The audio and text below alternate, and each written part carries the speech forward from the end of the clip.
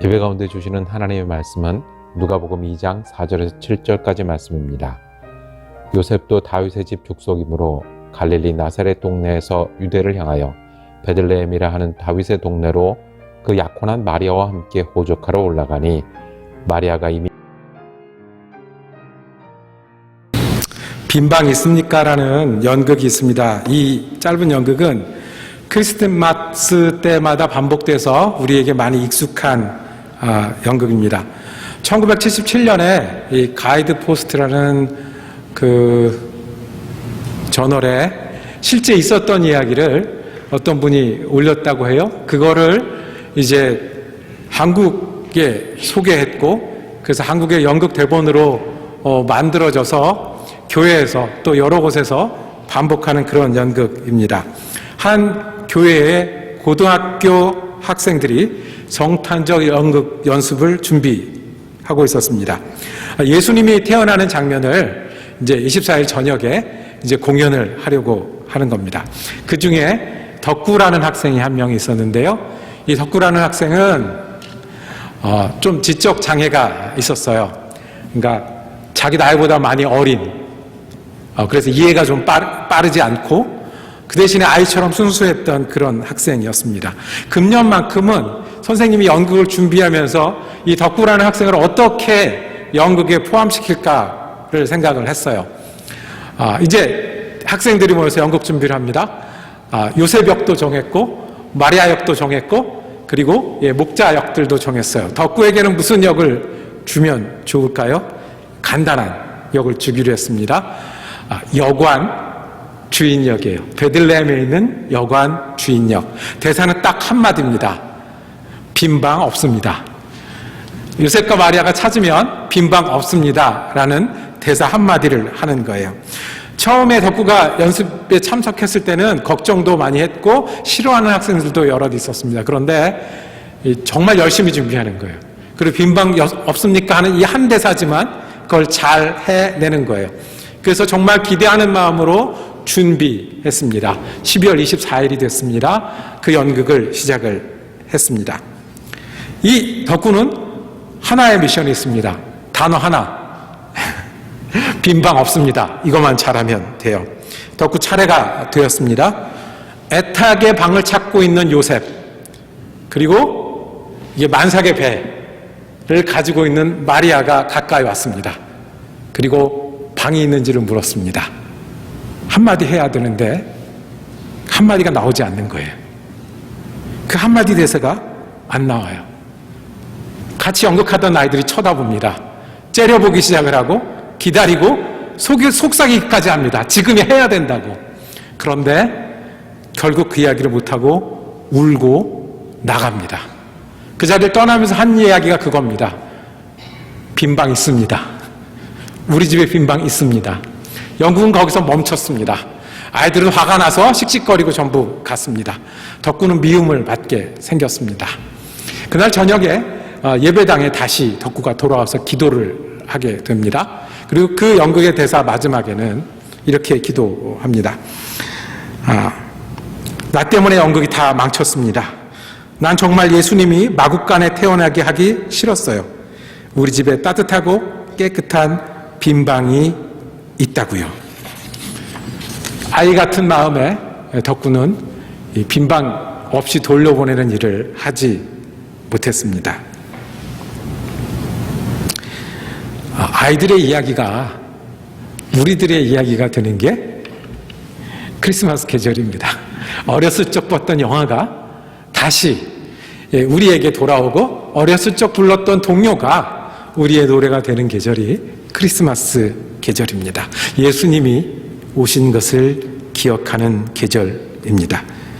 예수님이 오셨는데 우리가 지난주에 본 것처럼 예수님은 하나님의 선물로 오셨습니다. 예수님이 오신 프로젝트는 그날 우연히 어쩌다가 된 것이 아니라 태초부터 하나님께서 우리를 대상으로 유도탄처럼 정확하게 그날 그 시간에 이루어 놓으신 일입니다. 베들레헴이라는 작은 동네에 오셨습니다. 누울 곳이 없으셔서 마국간을 찾아야 됐고 마국간 먹이통 구유에 누우셨습니다. 그날도 빈방은 없었습니다. 빈방이 없어서 마구간을 찾아야 했고 누울 곳이 없어서 구유를 찾아야 했습니다. 왜 빈방이 없었을까요? 몰라서 그랬겠죠. 예수님이 어떤 분인지 몰라서 그랬을 겁니다. 바빠서 그랬겠죠. 얼마나 분주하고 사람들이 많으면 빈방이 없을 정도가 되었겠습니까? 또 없어서 그랬겠죠. 자기 것 챙기기, 자기 가족 누일 곳을 정하는 일도 바빴기 때문에 없어서 그랬겠습니다. 그런데 몰랐다, 바빴다, 없었다 하는 동안에 우리 주님은 마구간을 찾으셔야 했고 구유에 누이셨습니다. 우리가 예수님을 다시 기억하는 계절이고 다시 우리에게 예수님이 오시기를 기다리는 계절입니다. 예수님은 어디에 오셔야 할까요? 어떻게 오셔야 할까요? 만약에 우리가 그 자리에 있다면, 아니 예수님은 그 자리가 아니라 지금 우리와 함께 하시는데 지금 이 자리에서는 예수님을 어디로 모셔야 할까요? 우리 예수님은 우리보다 먼저 오셨습니다. 그래서 은혜입니다. 우리가 부족하고 기다리지 않고 잊고 있어도 예수님은 우리에게 오시고 우리 곁에 계십니다. 그래서 선물입니다. 그런데 우리가 한 가지, 그 예수님의 은혜를 감사할 때마다, 기억할 때마다 우리가 질문을 떠올려야 되는 때가 있습니다. 지금이죠. 예수님이 지금도 오신다면, 그리고 지금 내게 오신다면, 지금 우리 곁에 있으신다면 어디 누우셔야 하겠습니까? 어쩌면 우리 똑같은 이야기를 반복할지 모릅니다. 몰라서요. 바빠서요. 없어서요. 그러면 예수님 안 오실까요? 그래도 예수님은 베들레헴이란 작은 마을에 오실 거고, 그래도 예수님은 우리 가운데 빈방이 없으면 구유에라도 오실 분입니다. 우리가 다시 우리 가운데 있는 빈방이 있는지, 그리고 예수님이 어디에 오시는 게 맞는지를 돌아보는 말씀을 우리가 예수님이 오신 장면을 기억하면서 다시 보기를 원합니다. 예수님이 오시는 게 어떤 의미겠습니까? 오늘 두 가지 볼 텐데요. 첫째, 예수님이 우리에게 오신다는 의미는 베들레헴을 예수님의 동네로 만드신다는 거예요. 어디를요? 베들레헴을. 어떤 동네로요? 예수님의 동네로요. 베들레헴이라고 하는 작은 마을, 베들레헴이라고 우리랑 전혀 상관도 없는, 우리가 이름을 기억해야 될 필요가 있을까요? 가볼 일이 있을까요? 뭐 상관이 있을까요? 그런데 그 마을을 예수님이 오셔서, 예수님이 오신 마을로, 예수님이 계신 마을로, 예수님이 선물로 시작한 마을로 바꾸셨습니다. 우리가 베들레헴에 살 때도 예수님이 계시면, 예수님이 오시면 우리 베들레헴은 예수님의 동네가 됩니다. 이것이 예수님이 선물로 오셔서 우리에게 이루어 주신 겁니다. 우리가 하나님께 소중합니다. 예수님이 오셔서요. 우리의 삶이 하나님께 소중한 마을이 됐어요. 예수님이 오셨어요. 얼마나 귀하냐 하면 예수님이 오셔서 거하시고 우리를 위해 사시다가 죽을 만큼 귀한 영혼이 예수님이 오심으로 이루어졌어요. 우리는 우리 이름을 부르고 상대방을 이름을 부르고 노스부르크에 산다고 하고 시카고 미국에 산다고 하지만 예수님이 오셔서 귀한 삶이 시작된 곳이에요. 베들레헴이라는 곳은 작은 마을입니다. 예루살렘을 우리가 아는 왕궁과 성전에 있었던 그런 곳이죠. 베들레헴은 예루살렘으로부터 8km 떨어져 있는 곳이래요. 그럼 마일로 하면 얼마나 되죠? 한 5마일 정도 떨어져 있는 작은 마을이에요. 그러니까 귀족은, 훌륭한 사람은, 학교는 어디 있겠어요? 예루살렘에 다 있고, 이 베들레헴은 가는 길목에 있는 마을이에요. 이 베들레헴이 주로 했던 건 뭐냐면 양을 길렀어요. 양을 길러서 어디다가 납품을 했을까요? 예루살렘에 납품을 하는 거예요. 예루살렘의 성전에서 예배를 할 때 양이 쓰이니까 거기에 쓰는 양을 기르던 곳이 베들레헴이었습니다. 만약에 우리가 선택한다고 한다면, 메시아가 오는 길을 선택을 한다고 하면, 은혜가 오시면, 진리가 오시면 예루살렘에 왔겠죠. 성전에 왔겠죠. 아니면 로마에 왔겠죠. 사람이 많은 곳에 왔겠죠. 아니면 우리가 아는 저기처럼 이 하늘에서 말을 타고 내려오든지 아니면 알에서 깼을지도 모르는 겁니다. 그런데 베들레헴이라고 하는 이름 없는 작은 마을에 오셨습니다. 우리도 요셉과 마리아와 같은 형편에 처합니다. 호적하러 베들레헴을 찾았잖아요. 바람이 분 거예요. 내가 열심히 살고 내가 잘하는 것과 상관없이 호적해야 했어요. 세금 내러 모여야 했어요. 그런데요.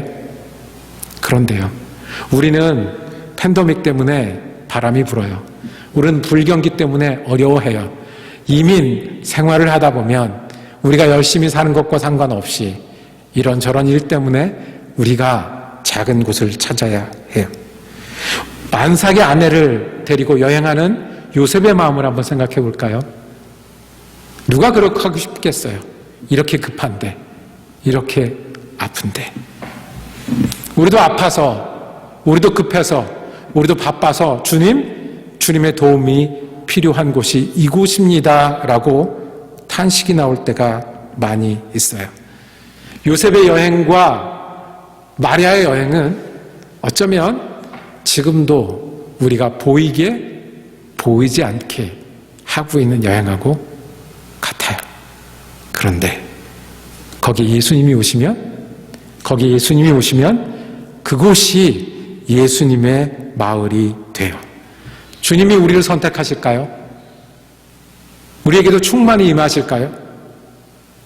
우리에게도 주님이 불과 같이 분명히, 물과 같이 시원하게 임하실까요?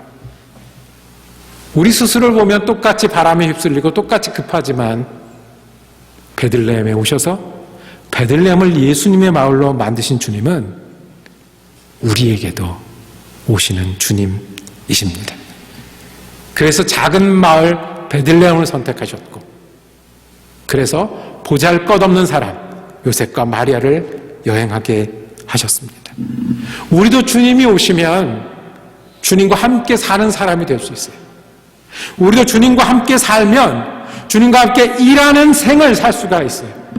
우리도 주님이 우리 가운데 거하시면 주님이 바꿔놓고 주님이 새롭게 하시고 주님 때문에 유명하고 주님 때문에 힘을 얻고 주님 때문에 달라진 그런 삶을 살게 하십니다.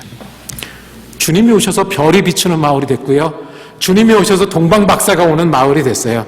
주님이 오셔서 바쁘고 분주한 그곳에 예수님이 언제 오시는지를 다시 돌아보는 마을 되게 하셨어요.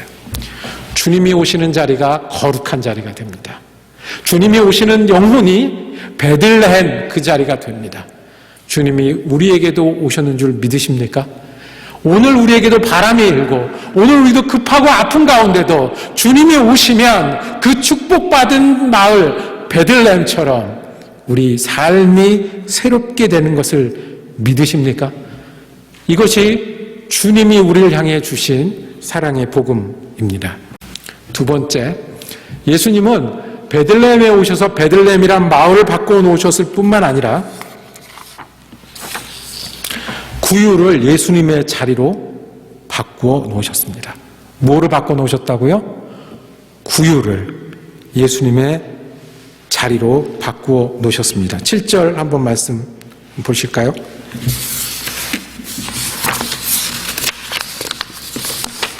7절입니다. 마리아가 첫 아들을 낳아서 포대기에 싸서 구유에 눕혔다. 여관에는 그들이 들어갈 방이 없었기 때문입니다. 자, 구유에 아이를 누이고 싶은 아빠 엄마가 어디 있겠습니까? 그런데 예수님이 누일 곳이 구유밖에 없었습니다. 여관에 들어갈 방이 없어서 그랬습니다. 구유는 짐승의 먹이통입니다. 마구간이라고 하면 거기에 먹이통에는 뭐가 있었을까요? 예, 풀이 있었고 집이 있었을 거예요. 땅바닥에 눕히는 것보다 나을 것 같아서 눕힌 곳이 구유입니다. 사이즈가 얼마나 했을까요? 뭐로 만들었을까요? 깨끗했을까요? 무슨 냄새가 났을까요?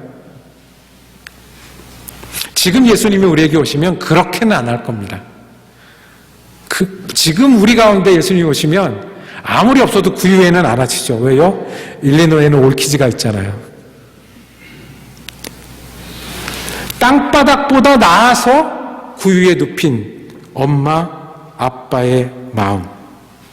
어땠을까요? 순산을 하고 태어난 아기를 보는 마음 한쪽, 그리고 구유에 밖에 못 눕히는 마음 한쪽. 그런데 그 구유가요, 원래 먹이통이요, 누가 누운 자리가 되었어요? 예수님이 누운 자리가 됐어요. 그래서 별이 멈췄어요. 그래서 목자들이 와서 천사의 노래를 들었다고 얘기를 했어요.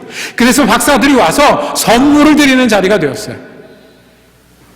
먹이통인데, 짐승의 먹이통인데 예수님이 누우셔서 그곳은 세상에서 가장 거룩하고 귀한 자리가 되었어요.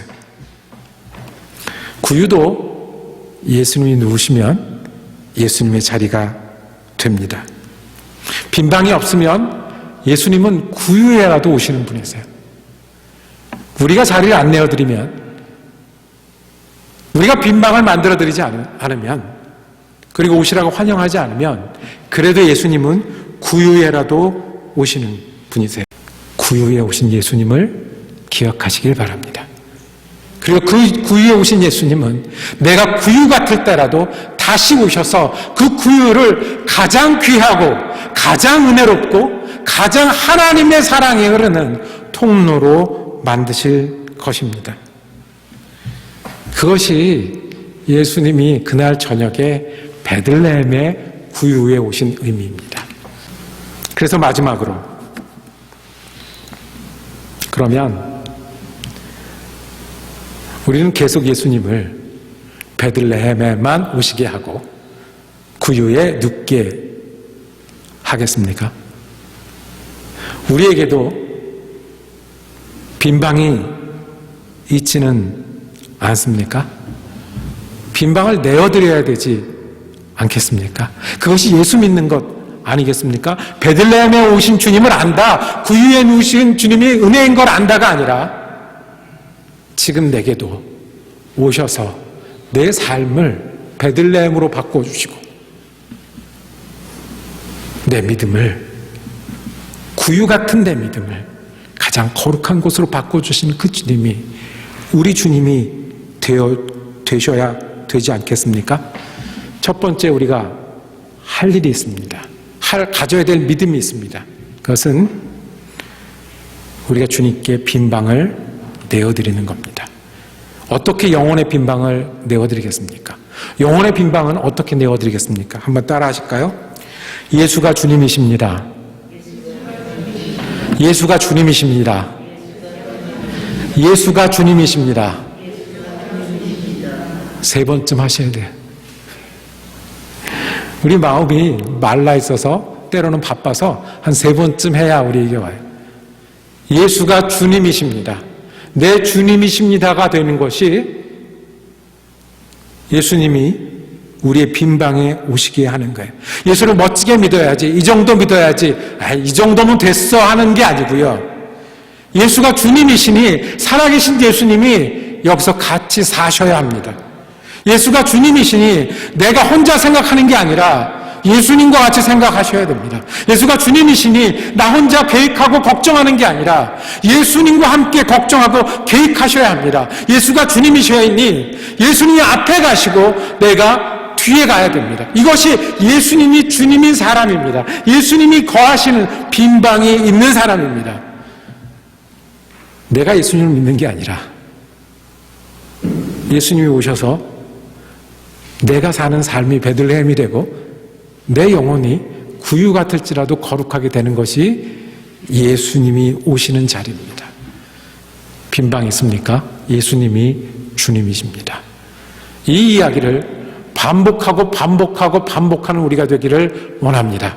이 기도를 반복하는 우리가 되기를 원합니다. 내가 아파도 예수가 주님이십니다. 내가 바빠도 예수가 주님이십니다. 내가 약해 보여도 예수가 주님이십니다. 내가 걱정해도 예수가 주님이십니다. 그럴 때 주님은 작은 마을을 베들레헴으로 만드시고 구유를 거룩한 곳으로 만드신 주님은 우리 삶 가운데 다시 주인 되시고 다시 주님의 은혜를 시작하실 겁니다.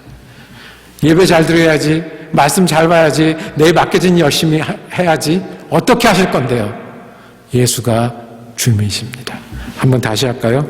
예수가 주님이십니다. 예수가 주님이십니다.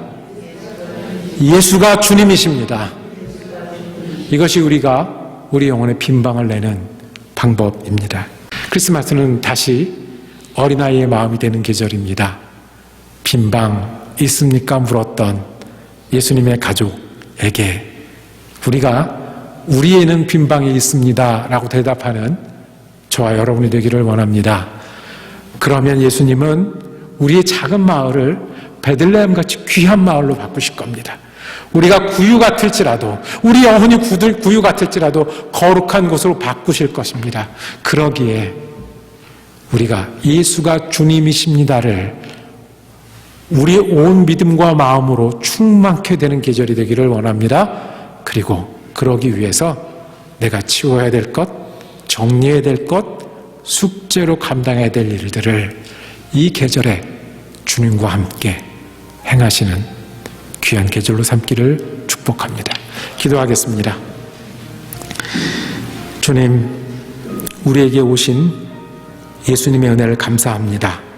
베들레헴이 주님의 동네가 되고 구유가 주님의 자리가 되었듯이 우리에게 예수님 오시니 우리의 삶이 소중한 예수님과 함께하는 삶이 되고 우리의 영혼이 주님과 함께 사는 영혼이 되게 하셨습니다. 주님, 우리도 주님 앞에 빈방을 내어드리는 믿음이 되게 하여 주시옵소서. 예수가 주님이심을 충만케 하게 하여 주시고 또한 그러기에 우리의 방을 치우고 새롭게 하는 귀한 계절로 삼게 하여 주시옵소서. 우리 지금 예수 그리스도 이름으로 기도드립니다. 아멘.